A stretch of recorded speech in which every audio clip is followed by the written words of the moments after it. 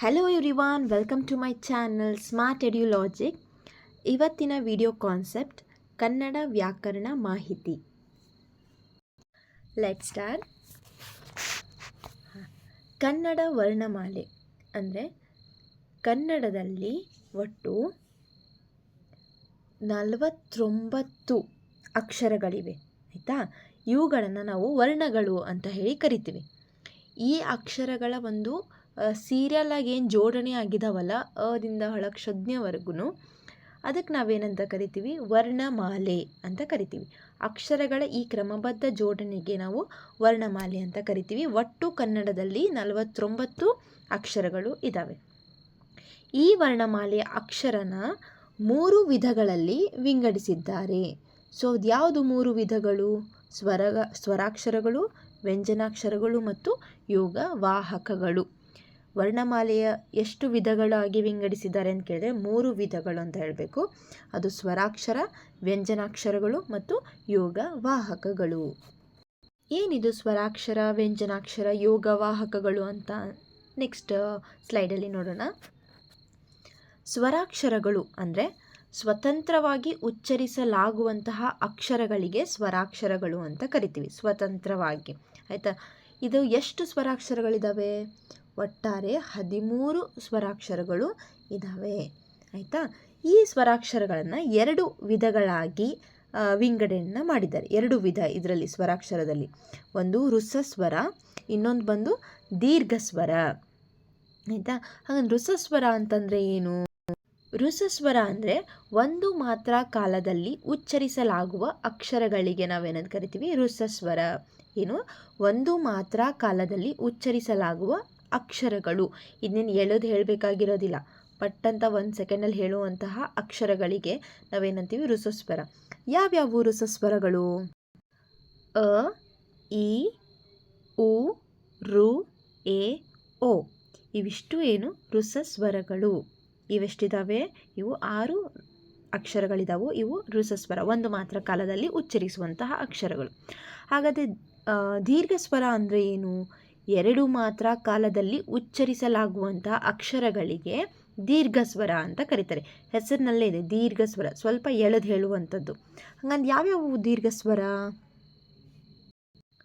ಆ, E, uh, A, I, ಓ, ಔ. ಇವಿಷ್ಟು ಅಕ್ಷರಗಳು ದೀರ್ಘಸ್ವರ. ಸ್ವಲ್ಪ ದೀರ್ಘವಾಗಿ ಎಳೆದು ಹೇಳ್ತೀವಲ್ಲ, ಇದು ದೀರ್ಘಸ್ವರಗಳು ಅಂತ ಹೇಳಿ ಕರಿತೀವಿ. ಹಂಗಂದ್ರೆ ಸ್ವರಗಳು ಎಷ್ಟು? 13 ಸ್ವರಗಳು. ಅದನ್ನು 2 ರೀತಿಯಲ್ಲಿ ವಿಂಗಡಿಸಿದ್ದಾರೆ.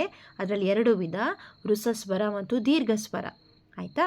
ಋಸಸ್ವರ ಅಂದರೆ ಒಂದು ಮಾತ್ರ ಕಾಲದಲ್ಲಿ ಉಚ್ಚರಿಸುವಂತಹ ಅಕ್ಷರಗಳು. ದೀರ್ಘಸ್ವರ ಅಂದರೆ 2 ಮಾತ್ರ ಕಾಲದಲ್ಲಿ ಉಚ್ಚರಿಸುವಂತಹ ಅಕ್ಷರಗಳು. ಮುಂದೆ ನೋಡೋದಾದರೆ ವ್ಯಂಜನಾಕ್ಷರಗಳು. ವ್ಯಂಜನಾಕ್ಷರಗಳು ಅಂದರೆ ಏನು? ಇವು ಸ್ವರಗಳ ಸಹಾಯದಿಂದ ಉಚ್ಚರಿಸಲಾಗುವಂತಹ ಅಕ್ಷರಗಳಿಗೆ ವ್ಯಂಜನಾಕ್ಷರಗಳು ಅಂತ ಹೇಳಿ ಕರಿತೀವಿ. ಇದು ವ್ಯಂಜನ ಮತ್ತು ಸ್ವರಗಳು ಸೇರಿದಾಗ ಆಗುವಂತಹ ಅಕ್ಷರಗಳಿಗೆ ವ್ಯಂಜನಾಕ್ಷರಗಳು ಅಂತ ಹೇಳ್ತೀವಿ. ಹಾಗಂದರೆ ಒಟ್ಟು ವ್ಯಂಜನಾಕ್ಷರಗಳು ಎಷ್ಟು ಅಂದರೆ ಒಟ್ಟು ವ್ಯಂಜನಾಕ್ಷರಗಳು 34. ಆಯಿತಾ? ಹಾಗಾದರೆ ವ್ಯಂಜನಾಕ್ಷರಗಳಲ್ಲಿ ಎಷ್ಟು ವಿಧ? ಒಂದು ವರ್ಗೀಯ ವ್ಯಂಜನ, ಇನ್ನೊಂದು ಅವರ್ಗೀಯ ವ್ಯಂಜನ ಅಂತ ಕರಿತೀವಿ. ಇದು ವ್ಯಂಜನಾಕ್ಷರಗಳನ್ನ ಏನಂದರೆ ಸ್ವರ ಮತ್ತು ವ್ಯಂಜನ ಸೇರಿದಾಗ, ಅಂದರೆ ಸ್ವರಗಳ ಸಹಾಯದಿಂದ ಇವು ಉಚ್ಚಾರ ಆಗ್ತವೆ. ಯಾವ ರೀತಿ ಆಗ್ತಾವು ಅಂತ ನೋಡೋದಾದರೆ, ಇಲ್ಲಿ ಒಂದು ಎಕ್ಸಾಂಪಲ್ ತೊಗೊತೀನಿ. ಏನಂದರೆ ಕ ಪ್ಲಸ್ ಅ ಸೇರಿದರೆ ಏನಾಗುತ್ತೆ? ಕ ಅಂತ ಆಗುತ್ತೆ. ಇಲ್ಲಿ ಕ ಅನ್ನೋದು ವ್ಯಂಜನ, ಅ ಅನ್ನೋದು ಸ್ವರ. ಸೊ ಇವೆರಡೂ ಸೇರಿದಾಗ ನಮಗಿಲ್ಲೊಂದು ವ್ಯಂಜನಾಕ್ಷರ ಅನ್ನೋದು ಬಂದಿದೆ. ಇನ್ನೊಂದು ಎಕ್ಸಾಂಪಲ್ ತಗೊಳ್ಳೋದಾದರೆ,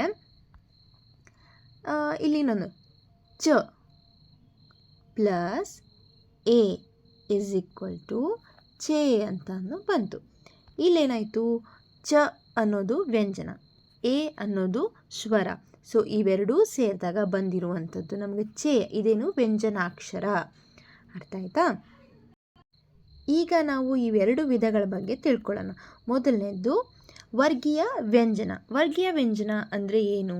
ಯಾವುದು ಅಂದರೆ ಕದಿಂದ ಮವರೆಗೆ ಮಕಾರದವರೆಗೆ ಏನು 25 ಅಕ್ಷರ ಇದಾವಲ್ಲ ಅವಕ್ಕೆ ನಾವೇನಂತ ಕರಿತೀವಿ ವರ್ಗೀಯ ವ್ಯಂಜನಗಳು. ಕ ಖ ಗ ಗ ङ ಚ ಚ ಜ ಜ ಞ ಟ ಟ ಡ ಡ ಣ ತ ತ ದ ದ ನ ಪ ಪ ಬ ಭ ಮ ಇವಿಷ್ಟು 25 ಅಕ್ಷರಗಳಿಗೆ ವರ್ಗೀಯ ವ್ಯಂಜನಗಳು ಅಂತ ಕರಿತೀವಿ. ಹಾಗಾದರೆ ವರ್ಗೀಯ ವ್ಯಂಜನದಲ್ಲಿ ಏನು 2 ರೀತಿ, ಒಂದು ಅಲ್ಪ ಪ್ರಾಣಾಕ್ಷರ ಮತ್ತಿನ್ನೊಂದು ಮಹಾಪ್ರಾಣಾಕ್ಷರ. ಅಲ್ಪ ಪ್ರಾಣಾಕ್ಷರ ಅಂದ್ರೇನು? ಕಡಿಮೆ ಉಸಿರಿನ ಸಹಾಯದಿಂದ ಉಚ್ಚರಿಸಲಾಗುವಂತಹ ವ್ಯಂಜನಗಳಿಗೆ ನಾವೇನಂತ ಕರಿತೀವಿ ಅಲ್ಪ ಪ್ರಾಣಾಕ್ಷರ. ಅಲ್ಪ ಅಂದ್ರೇನು? ಸ್ವಲ್ಪ, ಸ್ವಲ್ಪ ಉಸಿರಿನ ಸಹಾಯದಿಂದ. ಎಕ್ಸಾಂಪಲ್ ಅಂದರೆ ಯಾವ್ಯಾವಂದರೆ ಕ ಚ ಟ ತ ಪ ಮತ್ತು ಗ ಜ ಡ ದ ಬ. ನೋಡಿ, ಇವನ್ನೆಲ್ಲ ನಾವು ಕಡಿಮೆ ಉಸಿರಿನ ಸಹಾಯದಿಂದ ಹೇಳಿದ್ವಿ. ಏನು ಒತ್ತು ಹೇಳಬೇಕಾಗಿಲ್ಲ, ಏನೂ ಇಲ್ಲ, ಆರಾಮಾಗಿ ಹೇಳುವಂಥ ಅಕ್ಷರಗಳು. ಇವಕ್ಕೆ ಅಲ್ಪ ಪ್ರಾಣಾಕ್ಷರಗಳು ಅಂತ ಹೇಳಿ ಕರಿತೀವಿ. ನೆಕ್ಸ್ಟು ಮಹಾಪ್ರಾಣಾಕ್ಷರಗಳು ಅಂದ್ರೇನು?